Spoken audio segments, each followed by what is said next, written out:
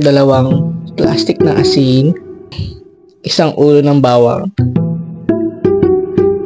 Ma'am, delivery po.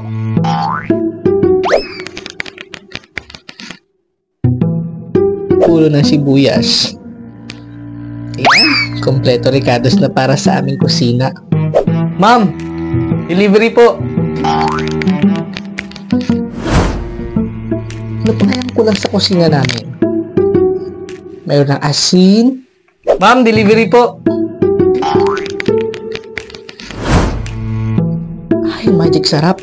5 pirasong magic sarap. Mura-mura talaga dito sa online. Talaga naman. Ang dami kong points, ang dami kong voucher. Gamit na gamit. Free shipping. Ma'am, delivery po.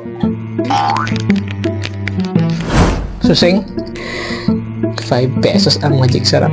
Tindahan ni Aling Kaka, 6 pesos ang magic sarap. Dito sa online, 5 pesos lang. And free shipping. Susing, panay-panay ata yung order mo dyan online. Mahal, mas mura kasi. Parang andyan na lahat na pupunta yung pera natin na. Lahat ng savings natin, andyan na napunta online. Ano naman akong ginagawa dito? Tsaka, tapos ko na rin naman yung mga gawaing bahay. Ano bang ino-order mo? Hindi ba yan pwedeng bilhin dito sa mga tiyangki-tiyangki? Gusto ko naman mag-online shopping. Bakit nag-o-online ka pa? Tigilan mo nga yan, Susing. Yan nagpapahirap sa atin eh. Halip na makapag-ipon tayo eh. Hindi tayo makapag-ipon eh. Panayang dot mo ng cellphone. Tanda ka na, nag-o-online ka pa. Kung ano yung mga kulang dito sa kusina, dito ko nalang binibili online. Eh, pwede mo naman yung bilhin kay Aling Kaka. Mura pa ang mga tinda niya dyan at makikita mo pa talaga kung expired o hindi. Ayan sa online. Makikita mo ba kung expired o hindi? Tigilan mo yan. Tigilan mo yan. Ano mo itsura mo? Mukha ka ng white lady.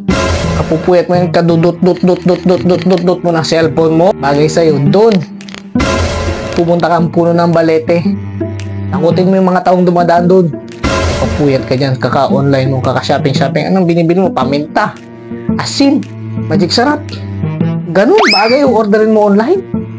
Nasisiran ka na ba ng ulo? Nagugutom ako, Susing.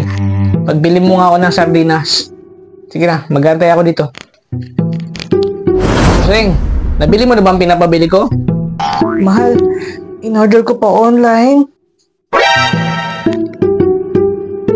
Online? Anong araw pa yung dadating? Di ba't sinabi ko tigil-tigilan mo yung online mo na yung nakaka-shopping mo dyan? Ang sabi ko, ibili mo ako ng sardinas at magluluto ako. Sige, ika-cancel ko na lang. Huwag mo i-cancel. At kapag dumating yung mga sardinas yan, ipupukpok ko sa ulo mo.